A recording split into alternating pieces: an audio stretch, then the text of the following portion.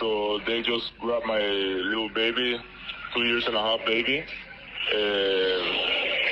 He grabbed my kid and put the 9mm in my baby's head.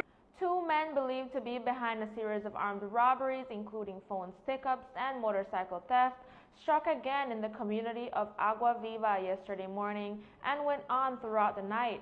This time, they targeted a woman at her home. As they attempted to steal her motorcycle. In the process, they snatched her baby, her purse, and her cell phone. The child was returned as they fled the area.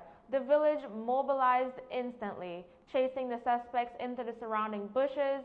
One of the robbers was caught and handed over to the police. The others managed to escape and, as of news time, remains on the run.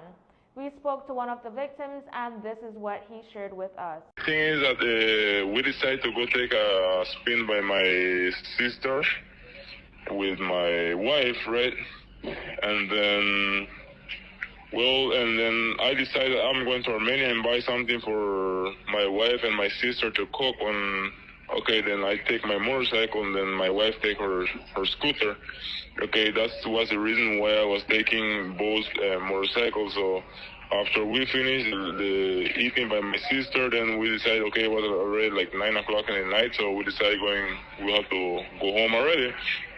Okay, then on the way going home, I saw 2 motorcycles following me and then I was going on, but then I stopped there by my dad's church, and then one guy passed from one side and the next guy passed by the next side.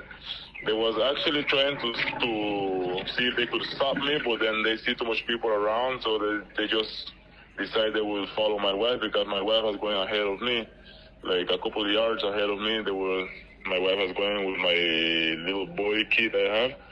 So when I stopped a little bit by the church, then when I went and I see the 2 motorcycles was laying in the ground, which was the one for the guy who was stealing my wife, and then they was actually trying to take my wife's scooter,